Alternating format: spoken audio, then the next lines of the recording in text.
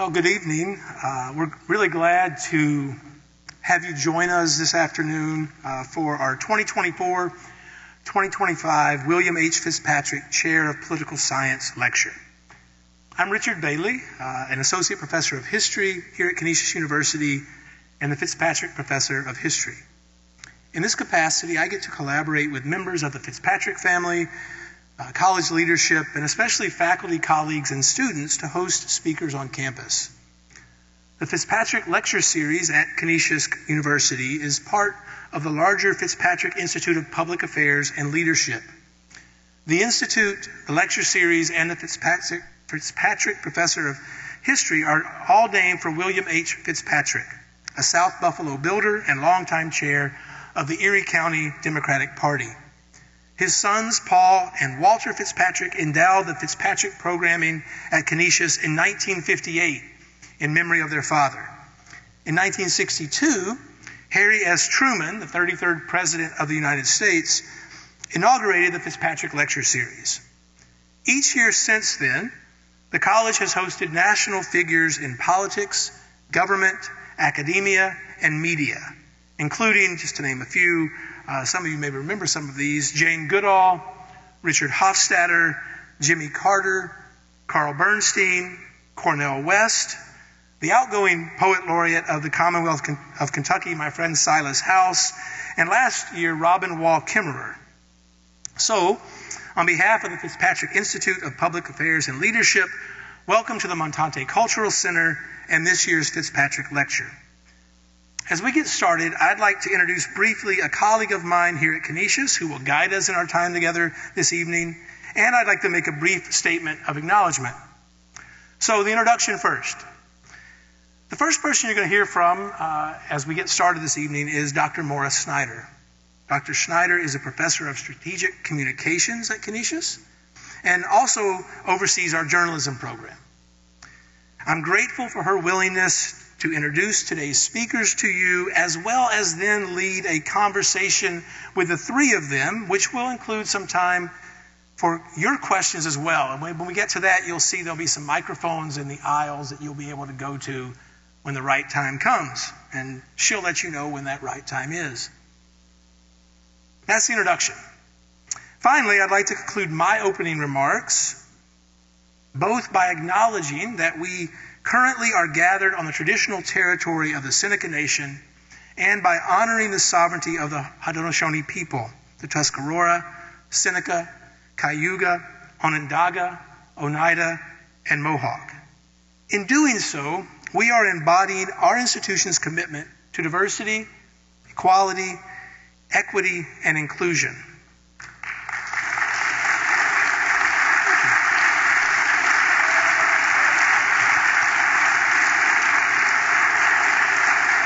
As I think you'll hear in part of the discussion tonight, you never know what kind of response those words are going to get, so thank you. This should not merely be symbolic. Our acknowledgement should spark action in which we honor the history of the land by reflecting on the relationship of indigenous people and their culture to this land upon which this institution sits, and by recognizing the causes and consequences of inequity. We are called to action in our efforts to address diversity, equity, and inclusion in curriculum, policies, and procedures. Canisius is committed to confronting painful truths, finding reconciliation, and promoting social justice. We are in the process of consulting with Seneca leaders on this evolving land acknowledgement and beginning appropriate steps toward reconciliation. So thank you again for being with us this evening. Dr. Snyder.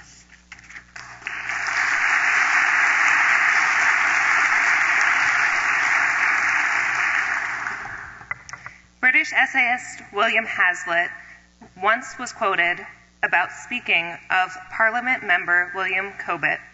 One has no notion of him as making use of a fine pen, but a great mutton fist. His style stuns his readers. He is too much for any single newspaper antagonist. Lays waste a city orator or member of Parliament, and bears hard upon the government itself. He is a kind of fourth estate in the politics of this country. The fourth estate is what we consider the press. If you're familiar with the tradition of government, we had the first estate, the clergy, the second estate, the nobility, the third estate, the commoners, and then we have our press. Journalism has always been left to tell us what happens behind the hallowed halls, which we are not a part of. We do not get to see what happens in the White House. We do not get to see what happens on the streets of Buffalo or St. Louis. So we rely upon our journalists to tell us the stories. The purpose of journalism is surveillance, to be in the room where it happens and to inform the public. Today, we're in a very split state, where some people say journalism should be completely unbiased, where some say that journalism is completely and inherently political. Today, we'll be joined by 3 speakers who all have different roles in this fourth estate, who have different roles in telling us these stories, specifically of Buffalo. And all 3 of them started their journalism careers in the basement of Old Main, writing for the Griffin in a room with no windows that often smelled of the dining hall. But now they're out on the streets of Buffalo. They are the faces of Buffalo journalism. First, you'll hear from Adam Ziglis, a Pulitzer Prize-winning cartoonist for the Buffalo News. And then we will be joined with Emily Watkins, who is the disability reporter at Buffalo Toronto Public Media, and by Natalie Foss, a multi-skilled journalist for WGRZ in Buffalo. You didn't come here to hear from me, so join me in welcoming Adam Ziglis to the stage.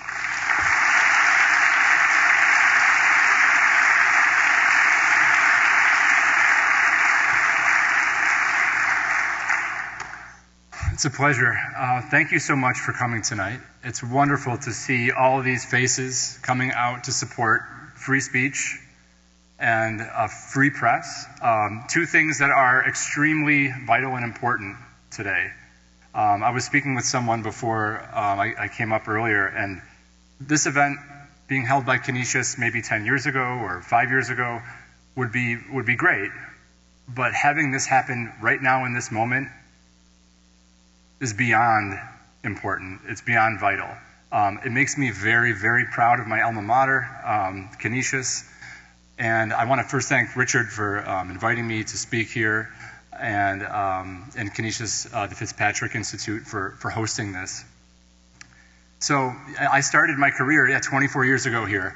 I'll say a few remarks about my influence that Canisius had, and then I have a brief, maybe 20-minute presentation showing you my cartoons and the cartoons of my colleagues, showing you my journey through my lens with free speech and the media. The First Amendment, essentially. How I learned about how important editorial cartooning plays a role in our First Amendment.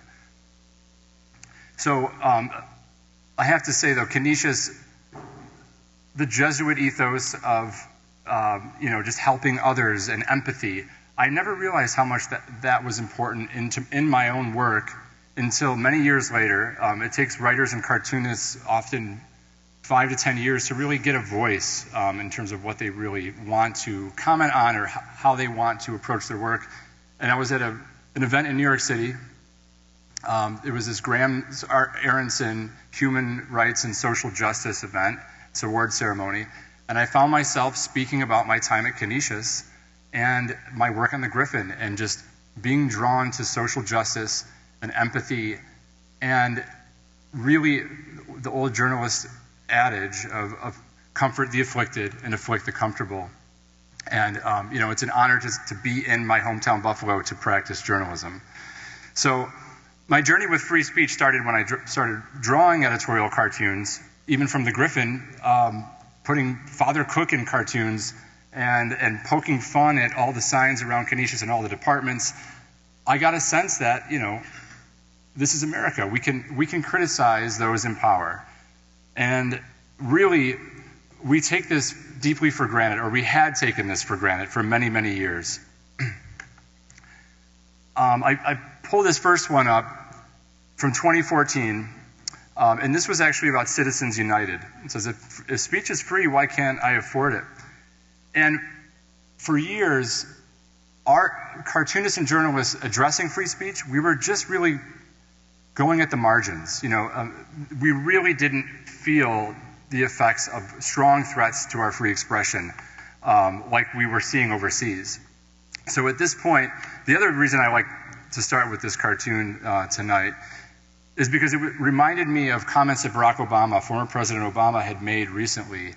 He spoke out for the first time since he's been president. And I thought he had some interesting remarks, and specifically about what we're going through right now as a country, because we are in a crisis, an unprecedented place, a constitutional crisis, a crisis of identity for our country and what we value.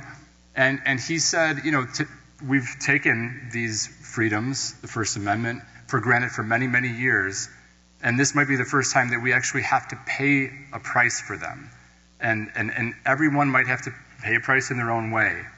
And, one example he gave was universities that were, being, asked to meet the demands of the president, and they had to bow to his will or they wouldn't get financial aid. So maybe their cost is you don't take that financial aid. You can rely on your endowment. And, law firms, everyone you might have to pay a price to stand up for what you believe in right now, and the price is worth it. This was really about how advertising was equated to speech. And at the time, these were the issues we were drawing about when it came to free speech in 2014. That year, I became president of the AAEC, it's the Association of American Editorial Cartoonists, and it was such a treasure of an experience. And the coolest thing was we got to learn about and help cartoonists overseas and see their struggles. And it was eye-opening. In 2014, this lady this cartoonist is Atina Farghadani. She's an Iranian cartoonist, and she drew the cartoon below, which is depicting Iranian parliament as animals voting to take away women's rights. And because of this cartoon, she was arrested, charged with several crimes, served 18 months in prison, but her sentence was much longer than that. She was only really released because of global pressure. And if you look around, stuff like this happens every year in places of dictatorship and authoritarianism. And I just was blind to it because we're all kind of America-centric and focused on our world and what's happening. So this was a moment where I started appreciating, our freedoms. So, in America, we can draw our leaders as animals or body parts of animals. And this was, a few years after that. And again, the struggles of Atina Farghadani and others felt so foreign to all of us, even though our organization, Cartooning for Peace, we would help cover their legal expenses. We would help some cartoonists out of exile or cover travel costs to bring them to safety. It's a beautiful thing. And I realized for the first time how important, fragile, and beautiful our First Amendment rights are, and that we will probably have to fight for them at one point. And then a few years after that, there's just another example that I remember when I was at the AAEC. This gentleman is Musa Kart is his name, is in 2019, and his cartoon is on the right. That's President Erdogan of Turkey. So President Erdogan was very corrupt financially, and he would draw many cartoons on this corruption up until his election. And he won, I don't know, they were calling it a landslide, but he won by a lot. And with this quote-unquote mandate, he threw dozens of journalists in jail as soon as he came into power, including Musa Kart, and cited some of his cartoons as being hostile to the state. So this was another case that we tried to help assist. And and again at the time I felt this can't happen here. This is America. We have a constitution.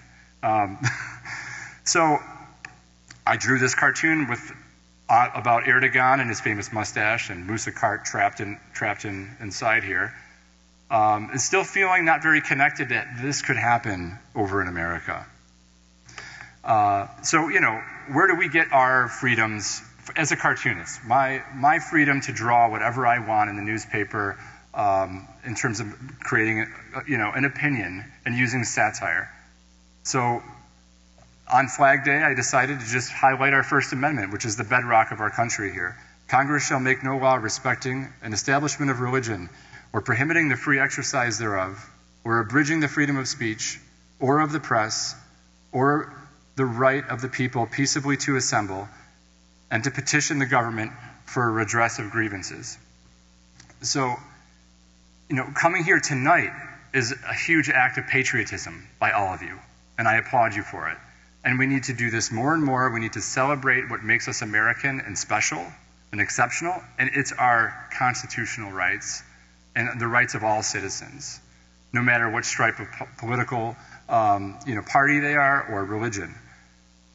So yes, we get these constitutional rights from the First Amendment, but specifically cartooning, there is a Supreme Court precedent that us little group of cartoonists around the country like to talk about how it was important to preserving our rights to satire. And it's the Supreme Court case Hustler versus Falwell. Some of you may be familiar with it. Some of you may have seen this great movie, The People versus Larry Flynt with Woody Harrelson. I'd recommend checking it out if you haven't seen it. The court case was 1988, and it surrounded this satirical ad for Campari. It was just a fake ad. It's very crude. It's Hustler magazine, so it's not it's not really making a point. It's just making fun of Jerry Falwell. And I won't read it, but it's a fake interview about his first time being in an outhouse with his mother, and it got under his skin. And he thought, he could sue, and this, that they had no right to print these lies. And if you even notice, on the very, very small print at the very bottom, it says, an asterisk, ad parody, not to be taken seriously. So, this was really a slam dunk considering that line, because even without that line, it's clearly satire. It goes to the Supreme Court. And, this is before my time cartooning, but I've learned that the cartooning community at the time, they helped support the case for Hustler magazine. They supported them. They wrote, supporting documents for the court case. And so the Supreme Court, William Rehnquist, wrote the decision supporting Hustler magazine, and he cited editorial cartoons and Thomas Nast, the great tradition of American cartooning, and that protected space of satire in newspapers, this, he said, was an example of that. So we have this Supreme Court precedent, and we have satirical ads in Hustler. I can make a satirical liquor ad myself of absolute pardon power with Donald Trump. Absolute power corrupts absolutely. That's something I've heard. And what's interesting, going through some of these older cartoons, this was back in 2018, these are from Trump's first term in office. They kind of have a different color to them looking back, because a lot of what we were worried about was some of the things he said he wanted to do or some of his statements, and a lot of them are now actions that he alluded to. So, pardoning all the January 6th, people that a lot of them were known white supremacists, and this is something that we feared that he would abuse, this pardon power, and a lot of these things have sort of come to fruition. So at this point, I'll kind of show you what I was going through as a cartoonist and watching, back in 2018, 2019, what I would call some, I viewed our threats to free speech in a couple different ways. There are these direct threats to free speech that come directly from government. And then there are indirect threats to free speech that are sort of the ripple effects or the chilling effects that we see that could maybe come from a newspaper owner that wants to curry favor with the government and it will self-censor. The indirect effects are almost more difficult to fight because they're legally within the right to start canceling columnists or ending certain parts of the media. The direct threats to free speech coming from our government, we can fight because that we can protest, that we can take legal action with. So at the time, though, we were just, us in the media, we were concerned with a lot of what we were seeing with the president cozying up to dictators and having behavior that was similar to authoritarian regimes around the country, around the world, I should say. And this was when he was very, very upset with Alec Baldwin's SNL performance. So you have poets that are detained, artists and poets detained in China, Atina Farghadani in Iran, Musa Kart, those two cartoonists I mentioned, and the retribution that Trump wants to take on SNL. And again, some of these, in this light, we see that retribution is his way to sort of to control speech or get what he wants in terms of financial retribution. And we've heard many times the president calling the media the enemy of the people. When, meanwhile, he's cozying up to, the likes of Vladimir Putin and Kim Jong-un, who are actually clear enemies of democracy in the world, where they will go after journalists, they will imprison people without due process, they will kill people that oppose them. But the media, we're just trying to get the truth out and do our jobs. But there's a reason why he's undercutting the media and our sense of truth. And then it goes to the White House press pool. This was in 2018. Jim Acosta his press pass was removed, was pulled by the White House. And, again, this was one event back then, but his second term, he's taken it to the next level, where the Associated Press was banned from the White House, and the Pentagon purged about a half a dozen mainstream media companies like NBC News, the Associated Press, and others. So that's what we're concerned about with Trump's first administration. The other end of this free speech issue is social media.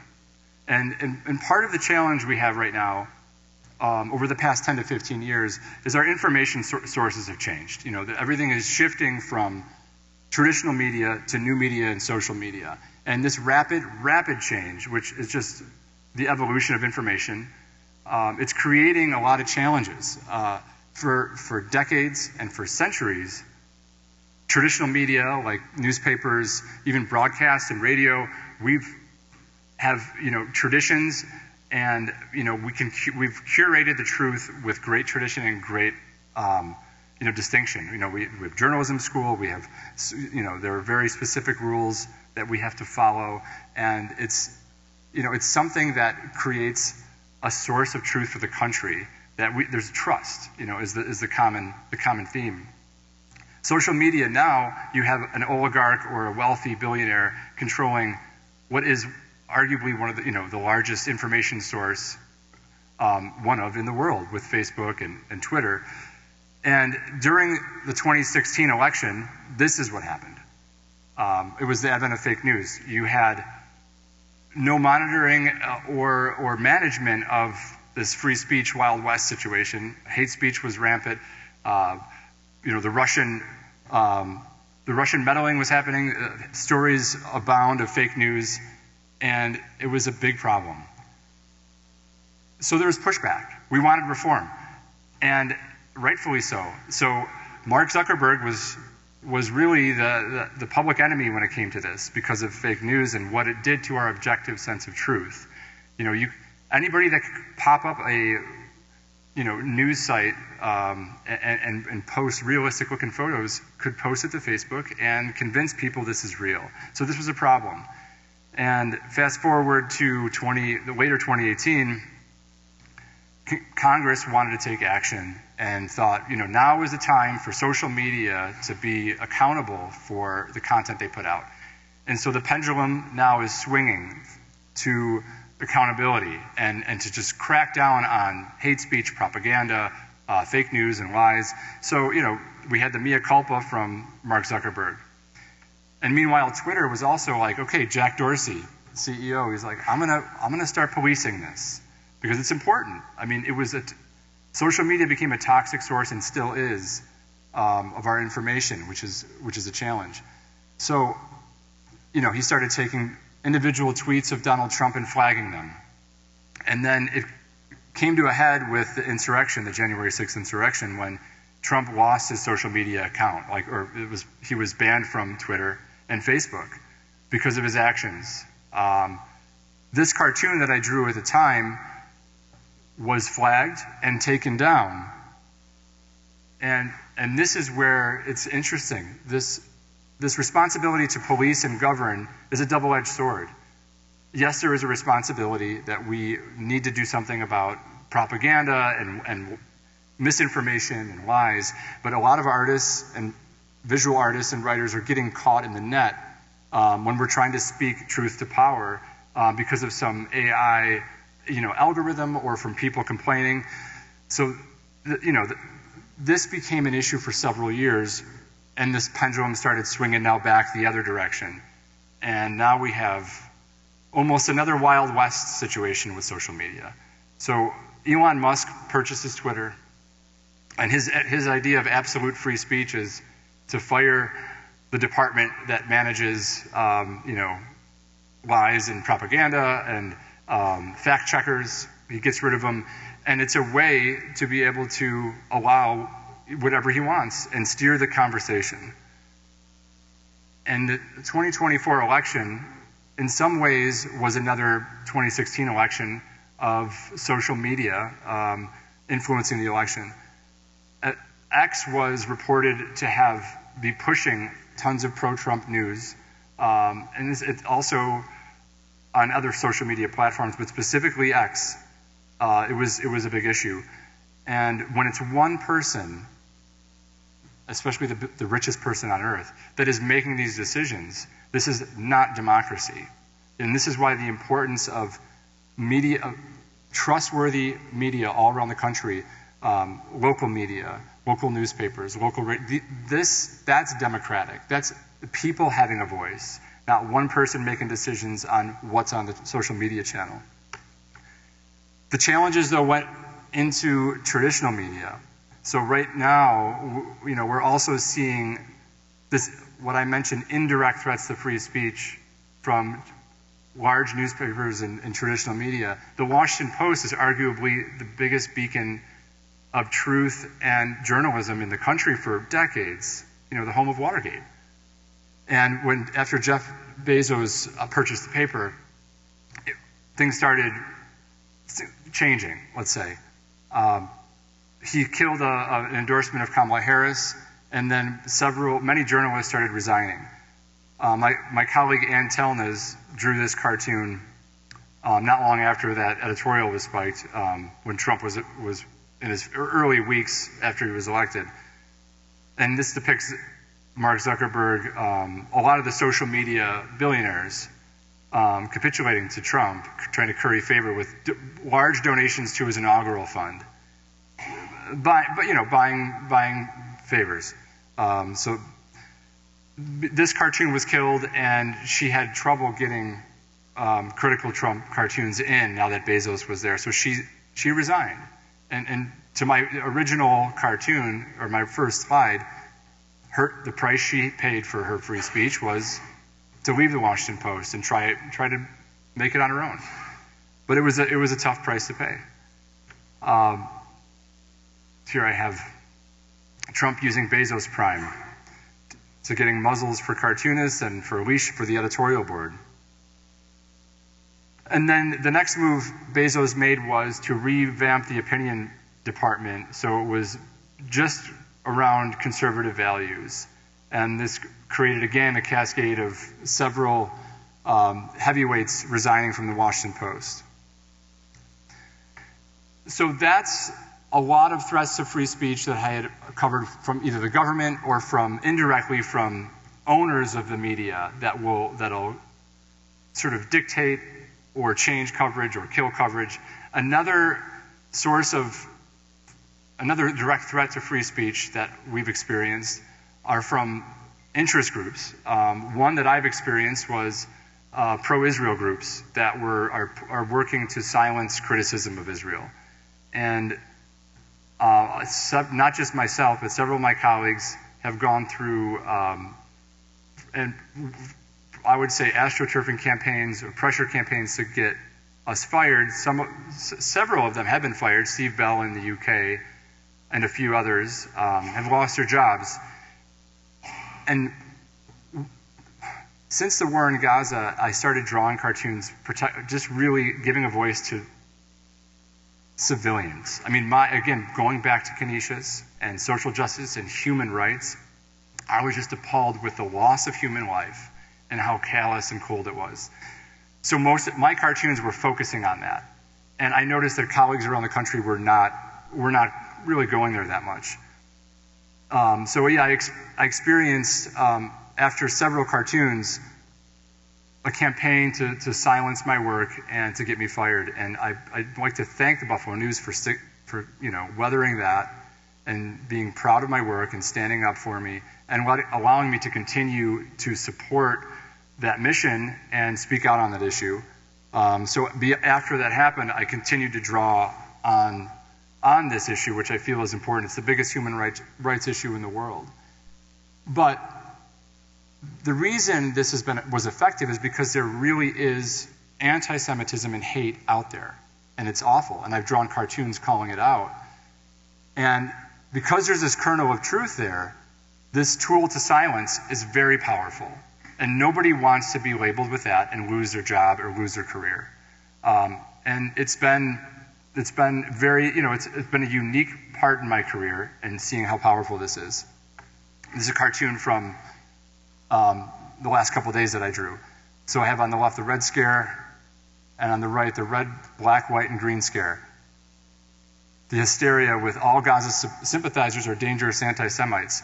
So I'm showing you this because after a couple of years of how effective some of these campaigns can be from groups outside of the country or in the country that are pro-Israel, the president is using this powerful tool to get what he wants on deportations and to get what he wants from universities. And this is a free speech issue.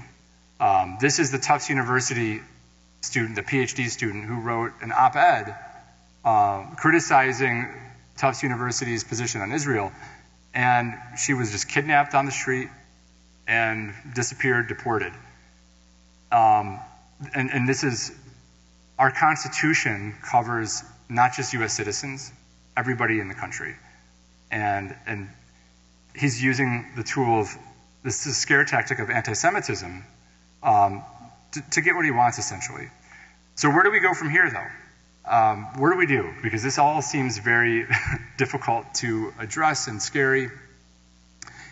We become the Harvard in a world of Columbias. We stand up and we just say no. We stand up for what's right. We stand up for our constitutional rights. We stand up for the truth. This was a cartoon. I was excited to draw because it's kind of in a way it's a positive cartoon, and we don't get many of those in our news. Editorial cartooning is very much a critical art form.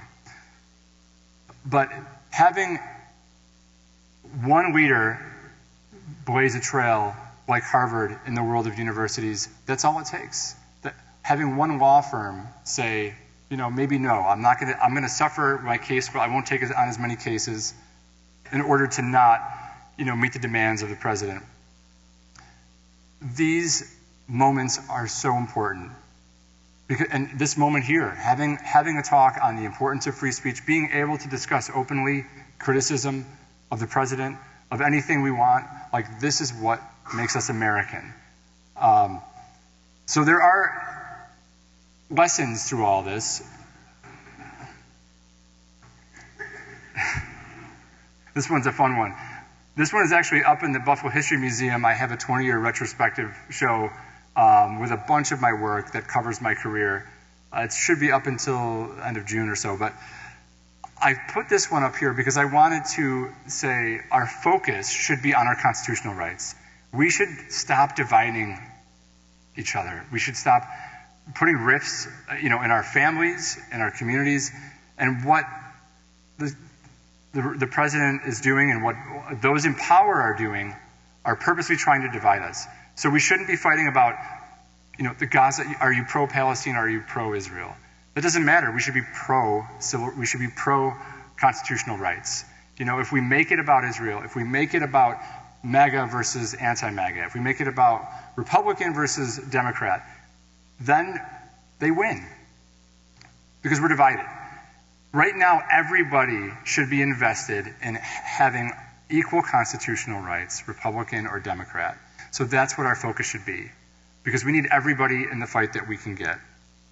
And there are positive signs. You know, there's positive data happening. You know, like the poll numbers are showing that people are not happy with the overreach that's happening. You know, anything can happen, obviously, but countries that do really sink deep into authoritarianism, they usually have a very popular leader, and people are not happy with what's happening, and that's vastly important. Last poll I saw was 6% of people would approve of the president disobeying a Supreme Court order, and that means we still have some democratic norms, and we are still a democratic nation to a degree. So to circle back to my original cartoon, money is speech. If money is speech, we need to put our money where our mouth is and use our money as speech. Stop supporting oligarchs who do not support democracy. So I really appreciate everybody coming out here tonight. And like I said, even just showing up here tonight is an act of patriotism, and I'm very beyond grateful for it. Thank you.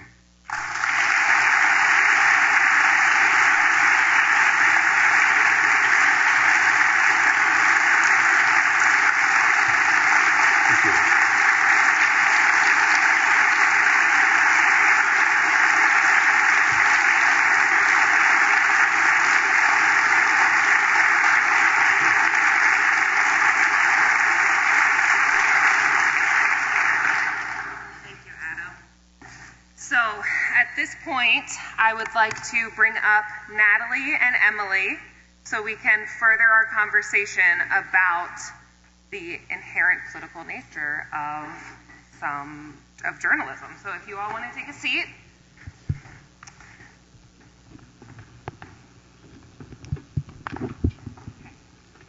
So we have already had our introduction from Adam.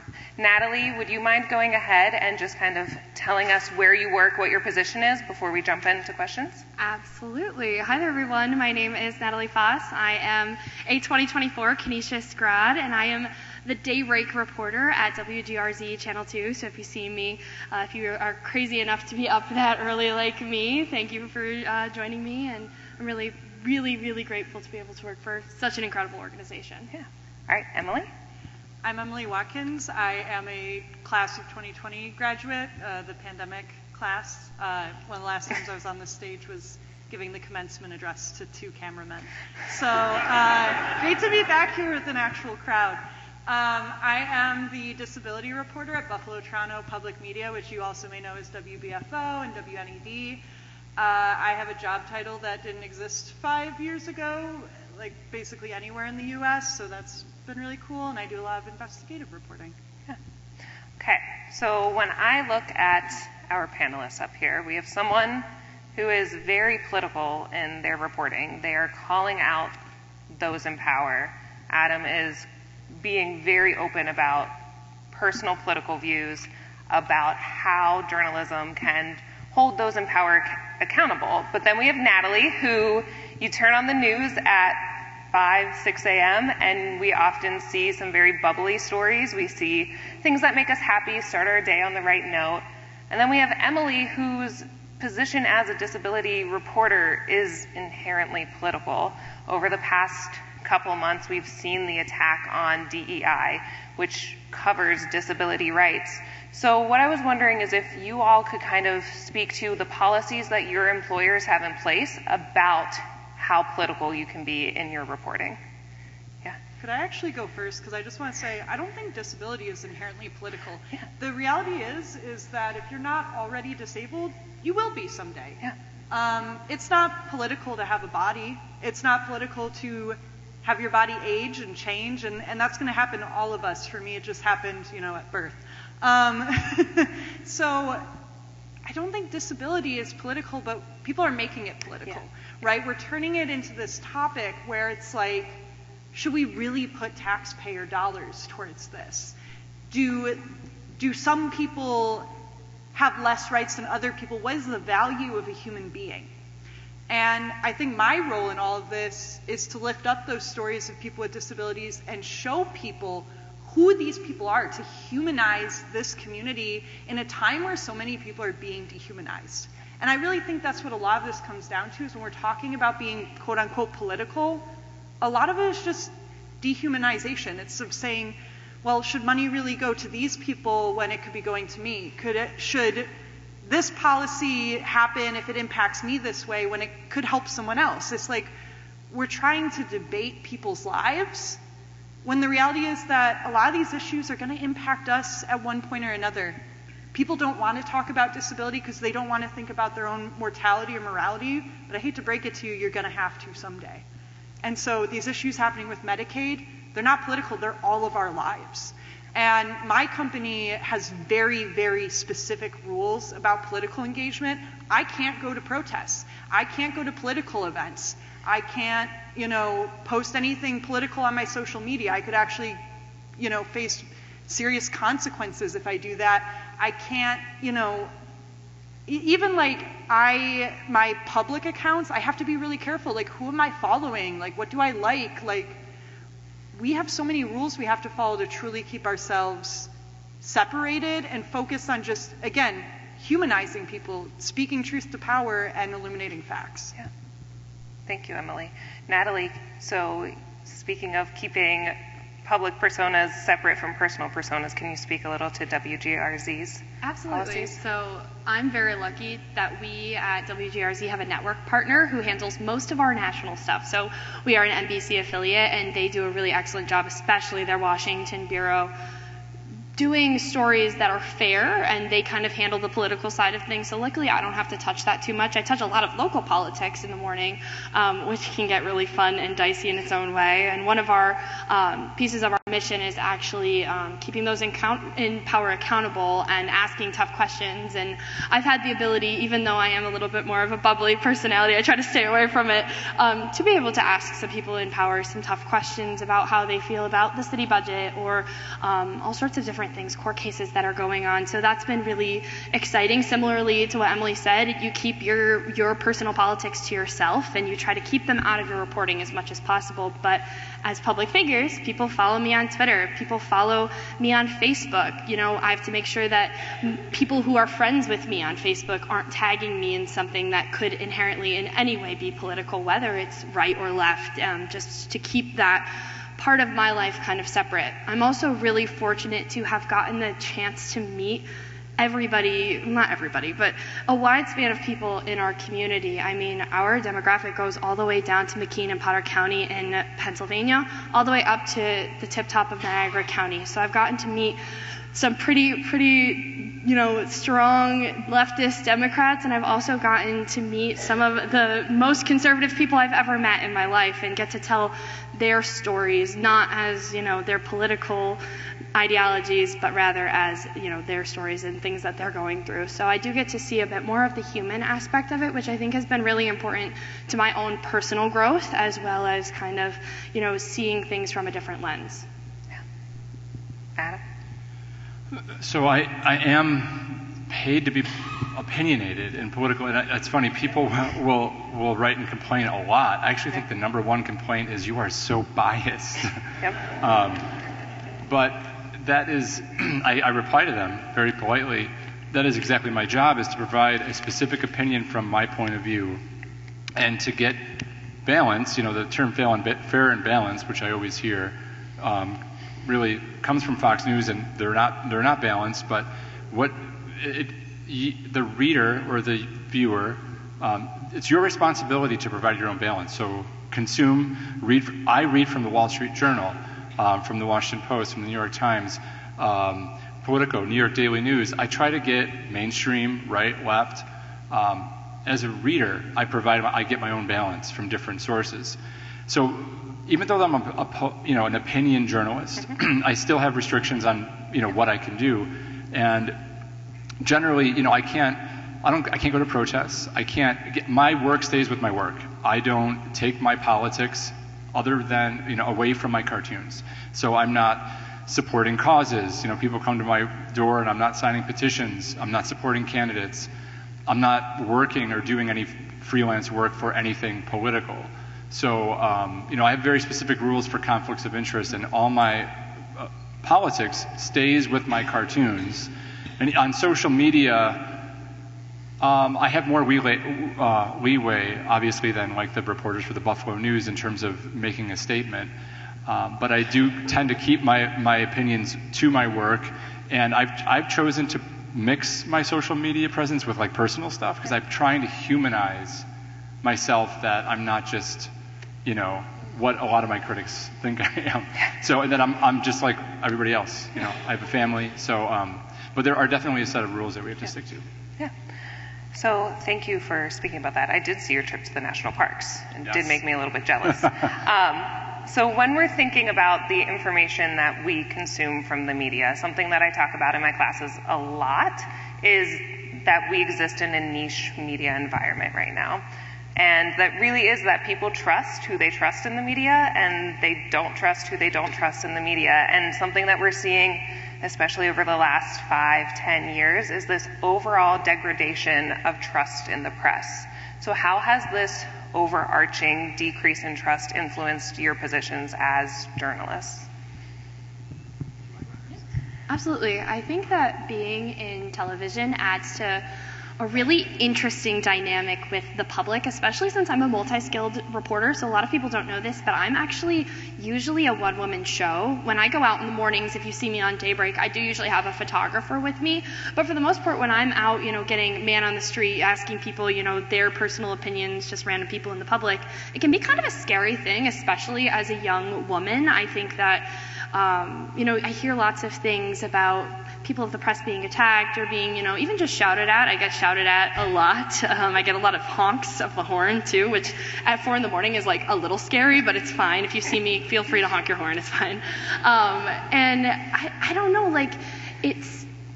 I have to kind of remember that at the end of the day, most people are happy to see me, but you do see people on the best days of their lives and the worst days of their lives when you work in TV and when you work in journalism in general.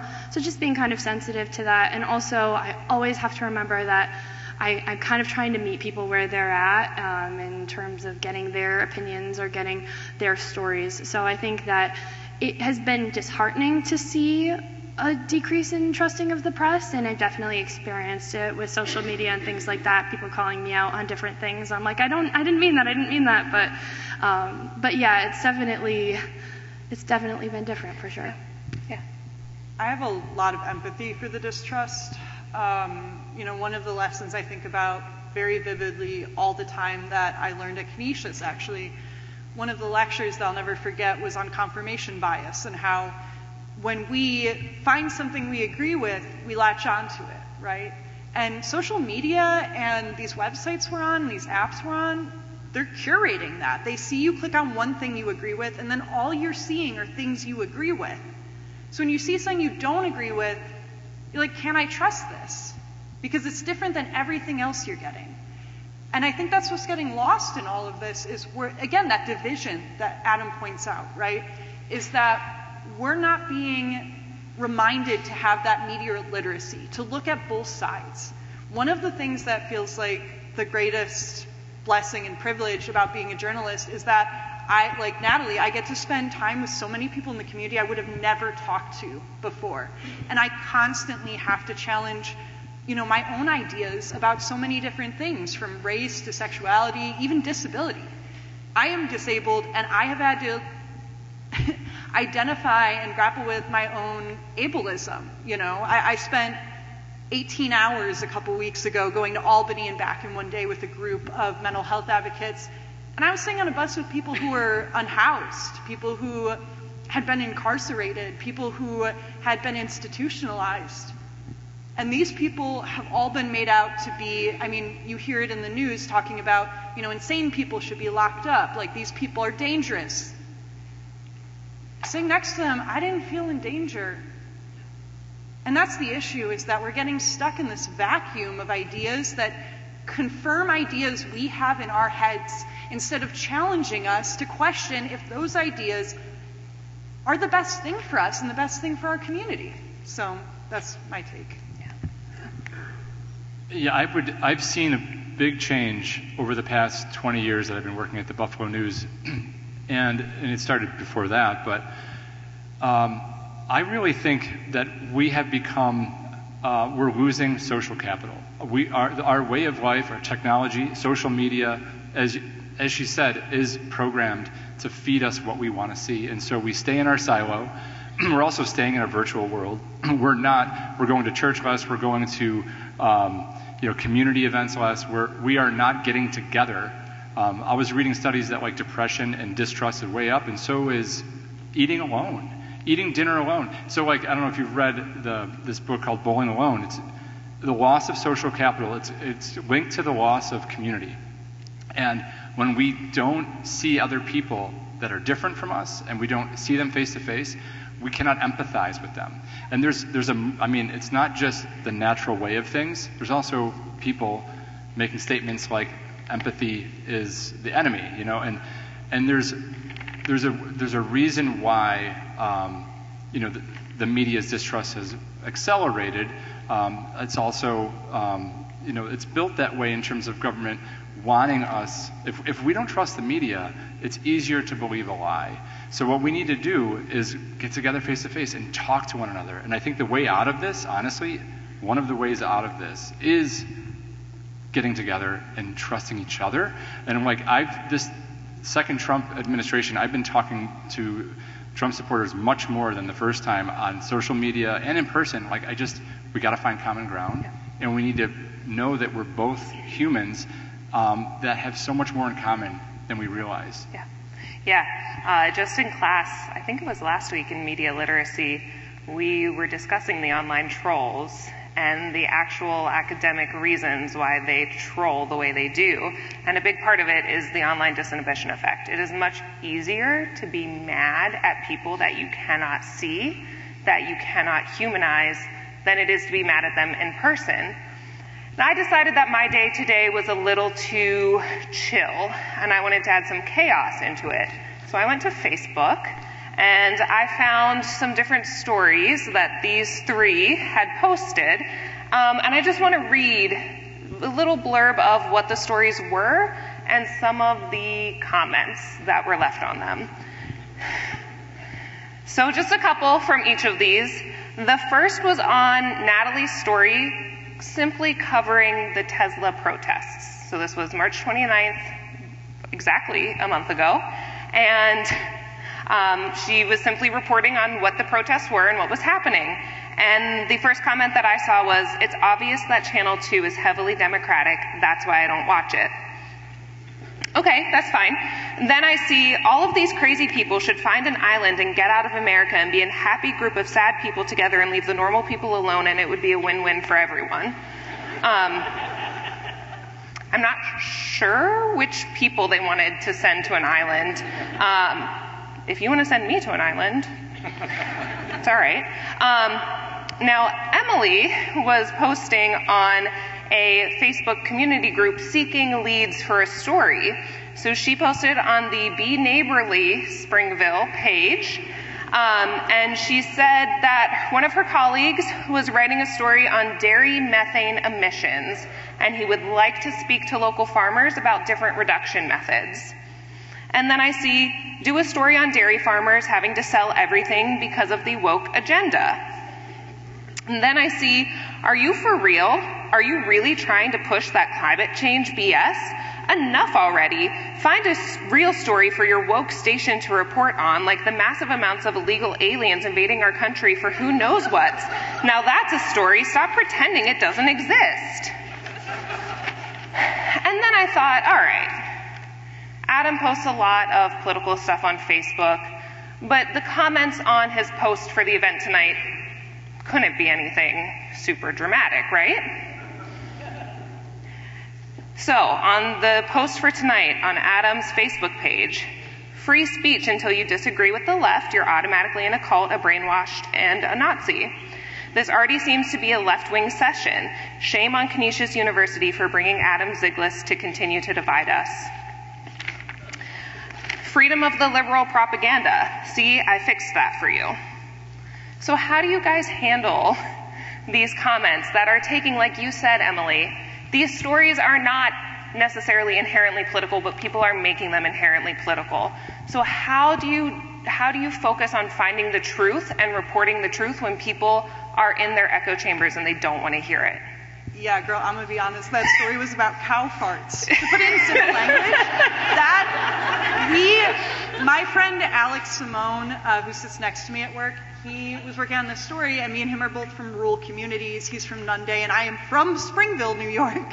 And he's like, yeah, I have this dairy company coming to me and saying, let's feed the cows seaweed snacks, essentially, like some sort of cow version of a seaweed snack, and apparently that makes them fart less, and then there's less methane emissions. And so he was like, I'm trying to fact check this. I need to talk to a farmer and see, like, are you going to essentially feed cows like the cow version of seaweed snacks and see if they fart less? So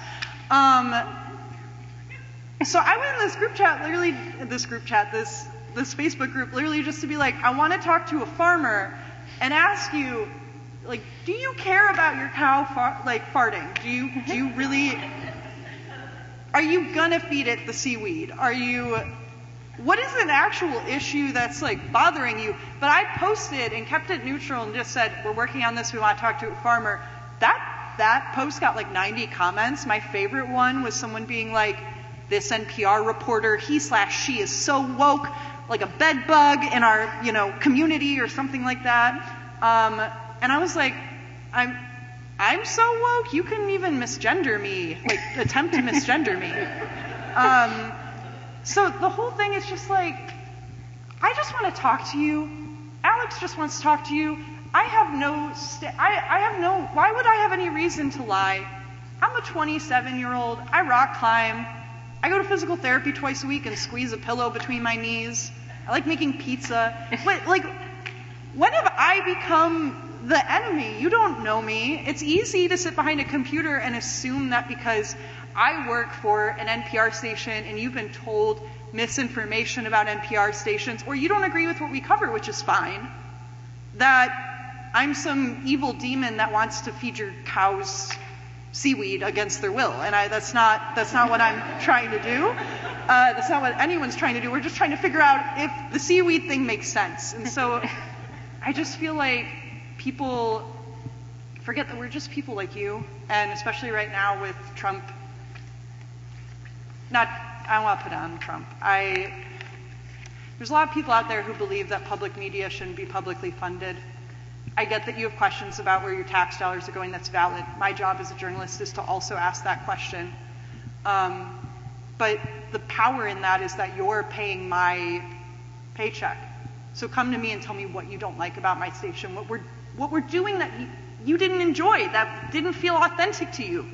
We'll change, we'll adapt because you're paying our paycheck. We're here for you. I'm not here to tell lies about cow farts. Yeah.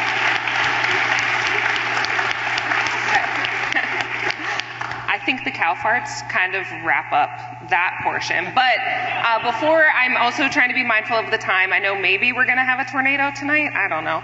But I couldn't let this night pass without getting your reactions to something that was in the news a couple days ago, in which Bill Owens, longtime producer of 60 Minutes at CBS, resigned from his position, stating that he no longer feels that he has the independence that honest journalism requires. How do you feel about that? I mean, sadly, it's one in a long series of really, powerful voices walking away, and it should set off an alarm bell, honestly. And there's been a lot of red flags like that, and it's added to the list, and it just adds to the urgency that we need to support good journalism, independent journalism, and speak out. I think I had that as a potential topic from one of my cartoons. And, it's hard to find new ways to kind of cover some of these things. But yeah, I think it should make us all pause and think about the influence of very, powerful, wealthy men owning the media. And that's, the democracy is as strong as we want to make it. So, the ball's in our court.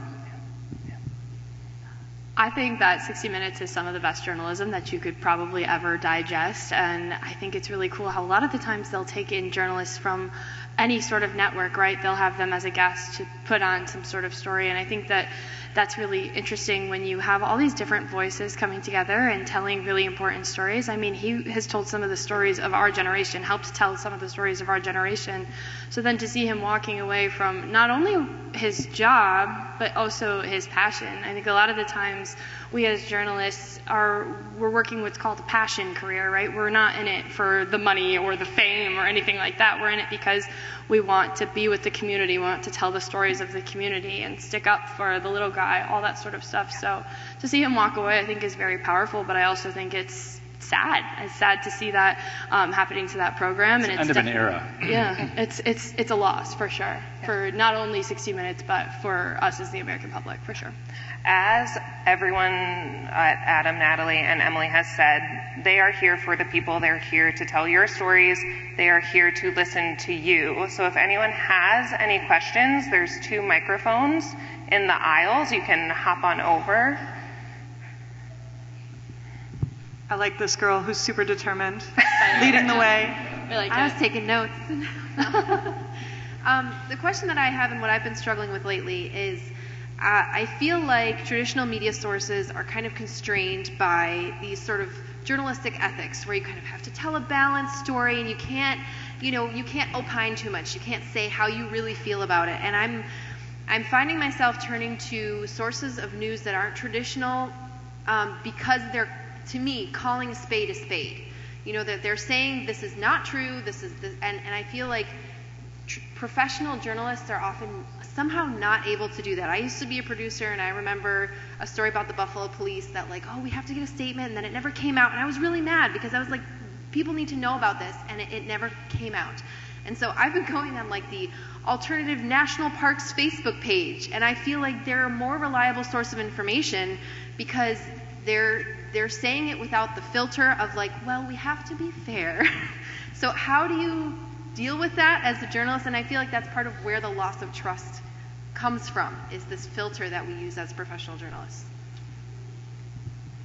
I think we were all talking about this right before. I think that's a great question, by the way.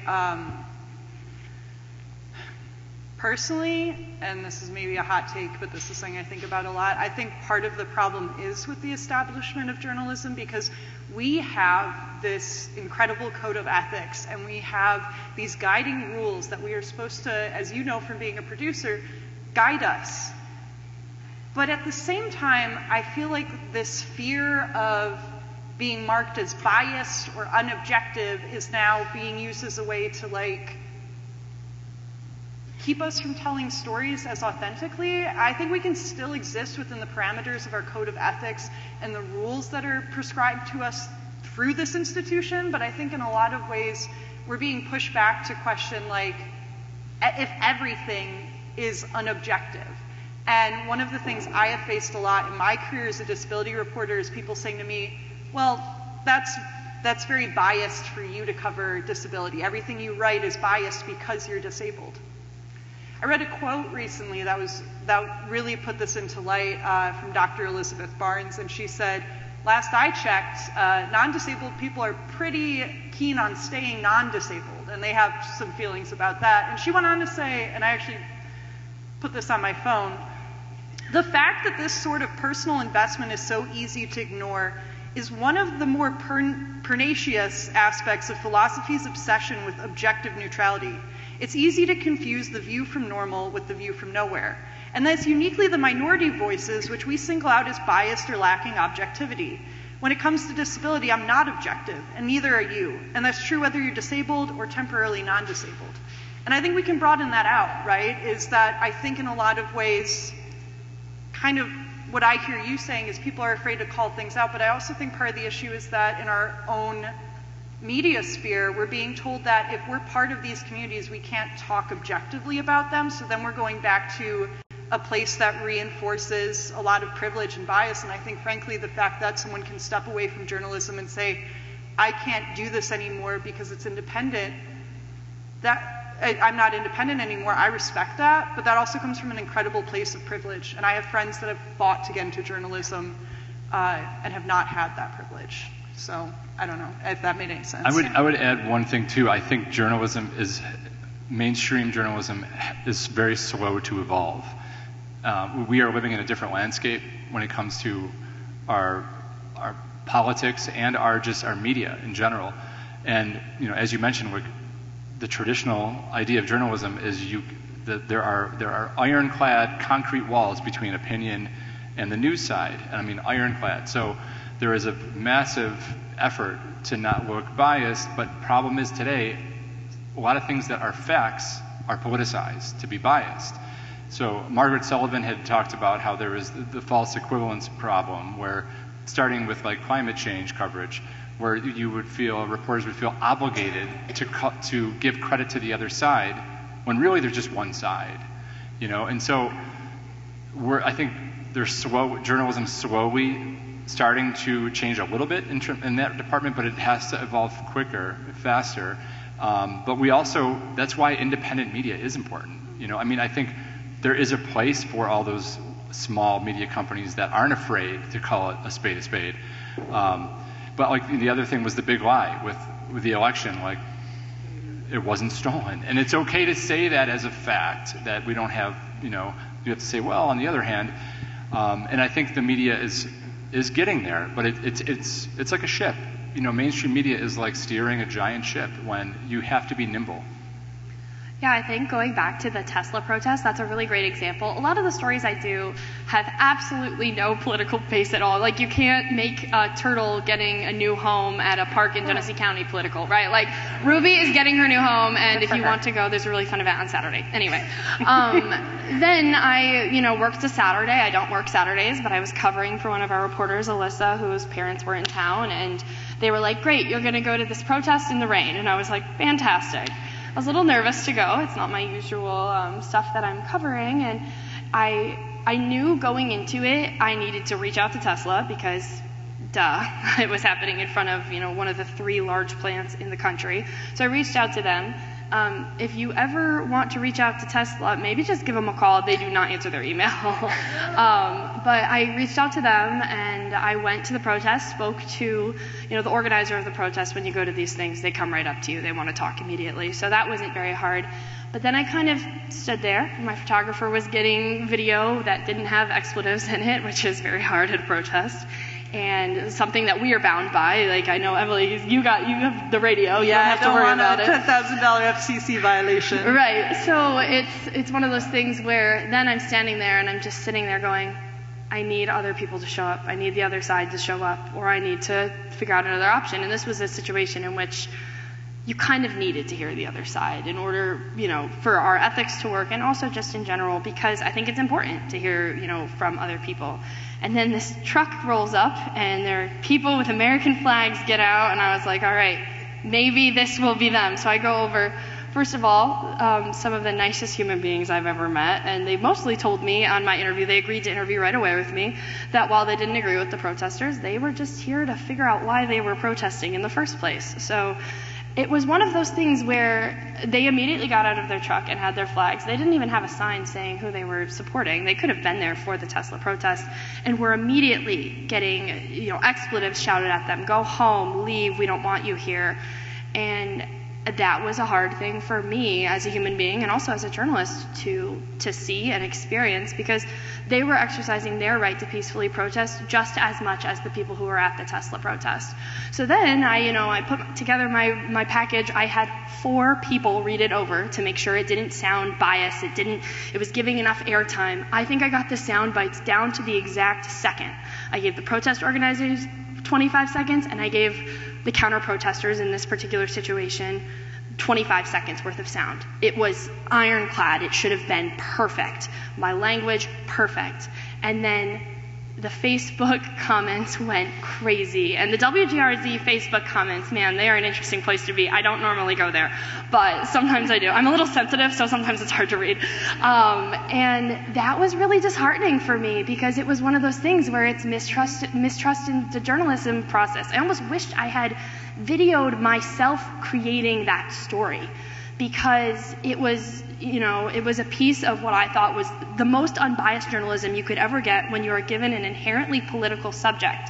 And yet people are in the WGRZ Facebook comments calling us woke, calling us extremely liberal, and saying that's why they don't watch. And so our ethics are kind of what bind us, especially in traditional television media, which is why a lot of the times you will see that we kind of give credit to the other side. But like Adam said, I think it is changing, and our media company and luckily our management is really strong at WGRZ to kind of focus on what we should be giving attention to the other side and when it is fact, and we don't have to. Can I just point out too, as we talk about this, we're saying that side, the other side, we're falling into the same both sides trap, and if I've learned anything working at an NPR station especially, is just the nuance of things. And I think like everyone in this room leaving here tonight,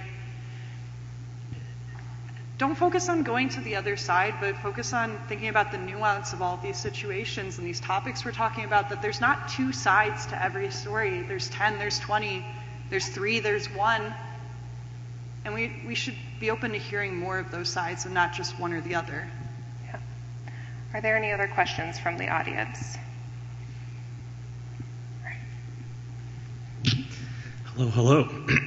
Very great panel. I'm really grateful to be here at this event. I feel like I've had a informative time. So my question, I feel like, kind of segues from the last question. I think it's more directed at Natalie and Adam, and you'll see why. But considering that both social media and traditional, or maybe even so-called legacy media, really relies heavily on ad revenue for their business models, do you think that has had an impact on, like, contributing to the distrust in this media, and how do you go about navigating that when it comes to, like, your journalistic integrity and, being compliant with your employers and things like that? Thank you for that question. That's actually a really great question. So it's no secret that in television news specifically, when you see a commercial, that is paying to put toilet paper in the bathrooms in the building. That is paying to keep the lights on. That is paying for us to continue going. And Channel 2, we're very lucky to have a very strong viewership here in Buffalo. And so with that, we do get a lot of really strong ad campaigns as well. What you might be happy to hear is that we have a sales department which is completely separate from the newsroom, and I mean separate to the point where we see those people at the company Christmas party and we say goodbye to them and we don't see them again until the fun thing that we do in the summer. So which is kind of sad, but it is what it is, and that kind of helps us keep the line very strong. Like, they're on the other side of the building. You have to go through multiple doors to even get to them, and our management works very hard, I would say, to make sure that, any sort of gifting that might happen to the station, any sort of special treatment that the station might be offered, if anything is taken, it's taken by the sales team. It's not taken by us as journalists. That way, it's never about what we're being given. We're never being bought for a story, which I think sometimes we do get criticized for, and that's hard. People buy campaign ads on WGRZ. You'll see them now. I'm sure that Chris Gallon and Sean Ryan are going at it on the campaign ads right now on WGRZ as we speak. We have absolutely nothing to do with that, and I'm sure if you do have any more questions, you could totally reach out to management, but it is nice to know that, we don't have to worry about that, and we get to criticize who we want to criticize, call out who we want to call out. It doesn't matter how many ad dollars you give to us to run your commercial on TV. We're still going to ask you the tough questions, and I think that's really important. Yeah. I mean, this is a topic of conversation I have with readers on a semi-regular basis that are distrusting. It's the inherent nature of some of the legacy media, as you said. I think you can visit hundreds of newsrooms around the country, and it's just a culture of like silos. Like, you don't see the salespeople. The publisher is the only one that can kind of like see both sides. And really, when it becomes an issue on rare occasion on some media companies, it's when the publisher gets his hands in things, or hers. And I've been blessed. The Buffalo News has been a great tradition of management, has a great relationship with the owners over the decades and decades, and there's just a strong tradition of complete separation. Same with like opinion and news, but even more so. But it is like, unless you know that or see in the newsroom, there's always the question like, but is there? I think it's just the nature of the setup. And I think because of that, a lot of companies are trying to push away from the model or find new sources of reliable income. I mean, the Buffalo News, for instance, and a lot of newspapers are trying to transition to really stay afloat by digital subscriptions. And that ad money, which online ads don't get a lot, once they would make that tradition, it's really just that's just around the margins. It's really the digital subscription. So that's the ultimate goal. But I mean, I think there's a lack of transparency with like just what happens at these newsrooms. It's very separate. Yeah. Okay. Well, I think we're going to turn it over to Dr. Bailey now to close us out for the evening. But thank you to all three of our panelists.